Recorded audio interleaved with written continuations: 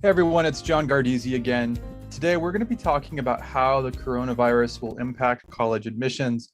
I know we've been hearing a lot about the coronavirus in the news, and so I wanted to spend a bit of time today talking about its impact on the future of college admissions. So again, a little bit about me. I graduated from Harvard in 2009. I'm a former admissions interviewer for Harvard College, and I have over 10 years experience in college admissions counseling. So today we're going to talk a bit about the impact on college admissions that COVID has had. We'll also go into a bit around extracurricular activities while sheltering. A lot of the summer of 2021 will be virtual. And so I want to talk a little bit about what students can be doing. I know many states are transitioning out of lockdown, but still you technically are sheltering until the fall in most places. So we'll talk a bit about activities. Then we'll go into tips for students in terms of what you can be doing to cope with the tail end of the lockdowns.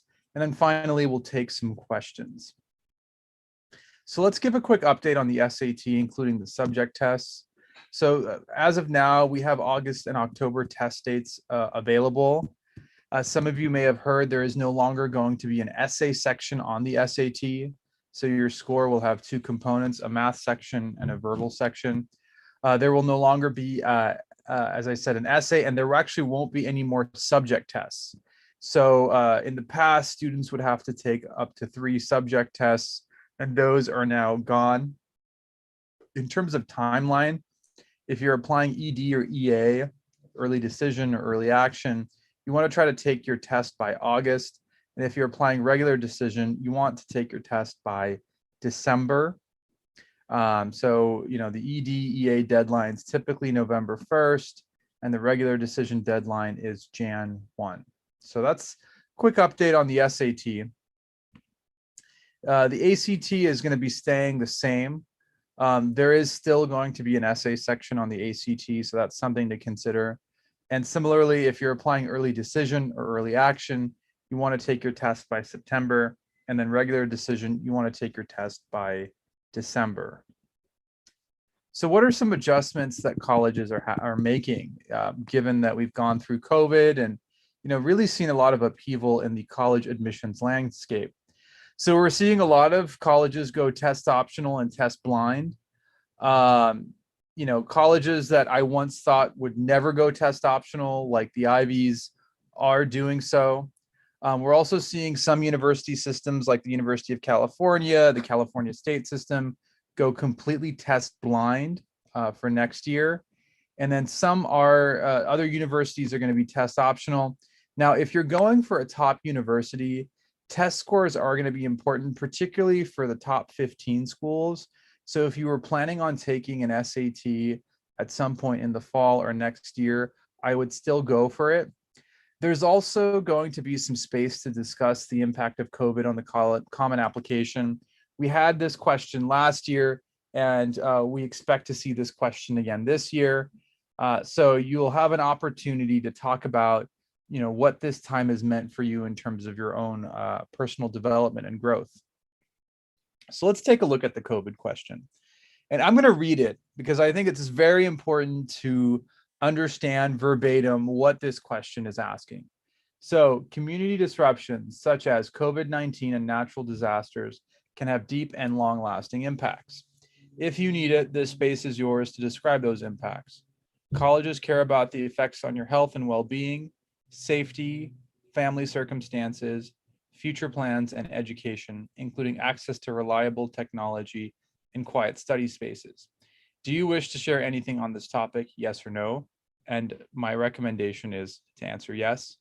And then please use this space to describe how these events have impacted you. So some things you can consider: illness and loss. So a lot of folks had parents who lost their jobs. Some people actually became sick with COVID or had a family member that became sick with COVID. Some even lost relatives or friends. And so you can talk about illness and loss here. And I want to mention this because I think it's really important that you talk about the COVID impact more in this question's response than in the Common App. There's actually something called the 4 Ds: disease, death, depression, and divorce. And you typically don't want to be talking about one of these topics in the Common App main essay. But in the case of the COVID-19 question response, you can certainly bring up some of the more challenging things that you've experienced over the past year and a half. Also, any housing and employment disruptions. So if somebody lost a job, something to talk about, as well as any shifting family obligations. So if things started to move around, you basically realized that you had to do a bunch of work at home that you ordinarily wouldn't have to do. You can certainly talk about those types of obligations here. Now, what is the impact going to be on the applicant pool? So we'll see fewer students who are going to be benefiting from taking the test multiple times. So we'll likely see some, lower average scores. The applicant pool will also likely get split between test optional folks, or people who didn't take the test, I should say, and folks who did take the test. And so, the more times you take the test, whether it's the SAT or ACT, it's not going to have as much of an impact in terms of boosting your chances. That said, higher test scores will stand out. And, it's going to be important that students continue to focus on the SAT and ACT, particularly if they're going for top schools. Now, here are some things to keep in mind if you're a rising high school senior. Likely more schools will use waitlists. They used waitlists a lot last year. And so when you apply this application season, you may see decisions coming in through the summer. It's really important that you respond to wait lists and write, a letter of continued interest explaining that the school is indeed your first choice. Keep in mind that there's been some economic volatility over the past year and a half. This may impact financial aid. And so schools may reconsider aid packages. It's really important that you are polite with aid officers and see what you can negotiate. You may also see that schools that are lower ranked on your list will offer you more financial aid. So certainly that's something to consider as you're building your college list, where you may have your reach schools, but also your realistic and safety schools may offer you a pretty good financial deal. So you also want to be working hard the first semester of senior year. Colleges know that 11th grade grades were a bit wonky for this year's seniors, and by extension 10th grade grades were probably a bit skewed. So continue to work hard if you're a rising senior. Also sign up for your SAT or ACT well in advance of the deadline. You should do more college research, particularly with online college fairs. Demonstrated interest is going to be really big. And so, if you get an email from a college you think you might be applying to, certainly open up their emails, attend workshops, attend info sessions, attend college fairs. The more points of contact you can have with an admissions office, the more it's going to work in your favor. So continue to demonstrate interest in schools that you'd like to attend. So what are some potential trends that we may see? Likely we'll see more students going on the wait list. I wouldn't be surprised also if students are staying closer to home, particularly with some of the disruptions we're seeing, in the world, domestically, internationally. And, it looks like we're at the tail end of COVID, but, we're not quite sure. So a lot of students are going to want to stay closer to home. We may see fewer international students coming in. This will likely cause a bit of an economic crisis for smaller universities. So, COVID restrictions are going to be in place for the rest of 2021, likely into 2022. And so, we'll probably see a bit of a dip in students coming in for undergrad and grad school from abroad. We'll also probably see more students opting for a gap year. Spending the past 15 months in quarantine certainly has been taxing for a lot of students. And so going for a gap year can certainly be a way to kind of reacclimate yourself to being in the world. We'll probably see more schools asking for senior year grades, which, as I mentioned before, doing well in your senior year is going to be important, particularly since for folks who are rising seniors, grades have been skewed for at least one semester, if not two. And likely more schools are going to be adopting the early decision 2 option with a deadline of Jan 1. So this allows you to showcase your senior year grades. So if you are a rising senior, I would definitely continue to work hard on your academics going into 12th grade. And some other, trends that we'll likely see: GPA and test scores yourself, where you can, try to take as many AP classes. A lot of schools are offering dual enrollment courses now with local universities. And while these are great options, there's no guarantee that the colleges you're applying to will accept these courses in lieu of, taking introductory classes in respective subjects. So go for as many APs as you can. Focus on building out essays that reflect your story. And also really work hard on your recommendations and your interviews. Make sure that you have good recommenders. And one thing I encourage students to do when asking for a rec letter is, being very direct and saying, Mr. or Miss So-and-so, I really appreciated, being in your class this past year.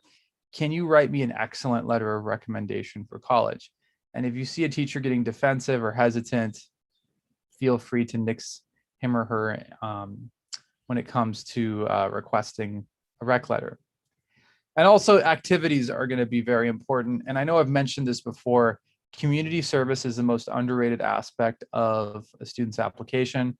And so, your ability to showcase how you've been of service to others is going to be really important.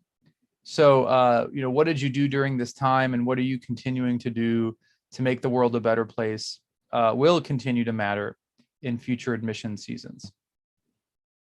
So for the summer, a lot of summer programs are being canceled, or going online. I think increasingly we're seeing more of them going online. So it's important to find backups. Colleges are going to understand, the summer of 2021, but what are you doing with your time? How are you finding ways to give back? Are you working on meaningful projects? And are you solving problems in your community? So it's really important that you're spending this time, you're working hard to really be of service to others in your local area. And so, here are some different opportunities for, the summer. So you've got like the UN Volunteers Program, the Rock the Vote, the Smithsonian Institute. These are great remote and digital volunteering opportunities. You've got classes that you could take online, like CS50 from edX, Coursera, Successful Negotiation. BYU's got a great reading comp and English usage course that you could take. And you can always do independent projects through Science Buddies, for instance. You could start a blog. There are loads of great online research programs. And certainly if you want more information about them, we can provide them after a discussion. So these are all things that you can be doing this summer to boost your profile. And so here are some sample independent projects I've seen. You can develop your own iPhone app. You could start an experimental garden. You could write a novel and get it published. I've seen loads of students start free tutoring programs. So, this is also something you can be doing. So independent projects are really great, particularly if you weren't able to get into a summer program of your choice this year. So certainly take advantage of these opportunities and these types of opportunities and do independent projects that can make a difference in your local area and in the broader world. So some final thoughts. I want you all to pay attention to these changes. So these are some pretty big changes that have happened over the past, year and a half. Try to make the best use of your time. And one of the ways you can make the best use of your time is working with a college admissions counselor like myself, who can be a resource for you. And above all, find ways to make a difference in someone else's life. The more you can be of service to others, the better, you'll be from a college admissions perspective, but also just as a human being. So those are things to consider. At this point, I want to, take any questions folks may have. So Jesse, any questions from the audience?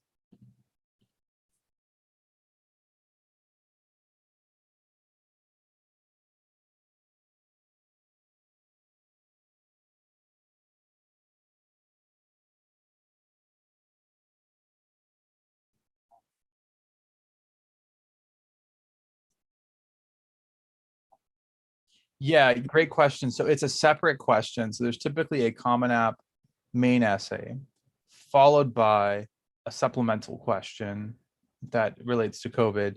And then you've got other supplemental questions that are school specific. So this is like a net new question that is specifically geared toward COVID, in addition to everything else that you have to do from a college admissions perspective.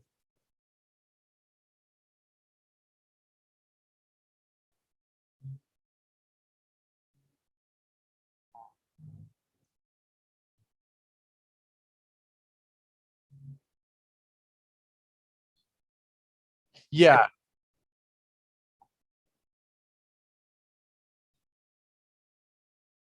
So if there was any form of a change in your life, academically, personally, socially, economically, from a family perspective, due in part to the COVID-19 related lockdowns, it's an opportunity for you to highlight whatever that was in a matter of fact way and put it onto paper and then share it with the universities that you're applying to. Yes. Yeah.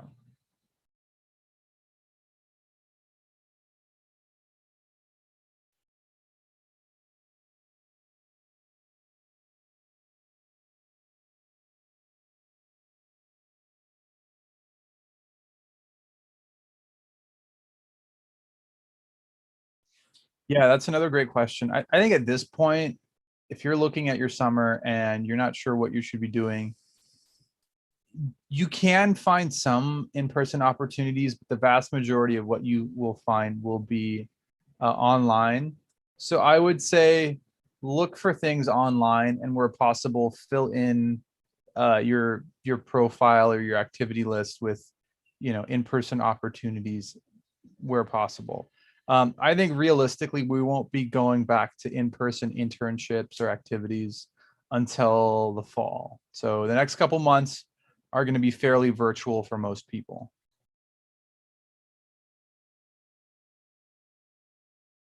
Perfect. Okay, well, thank you, Jesse, and thank you everyone who joined us today. Really have enjoyed talking about some of these topics. And yeah, if you have any questions, if you're interested, please feel free to reach out to us at advancedlearning.com. We look forward to being a resource for you. And I hope everyone has a wonderful weekend. I look forward to being in touch.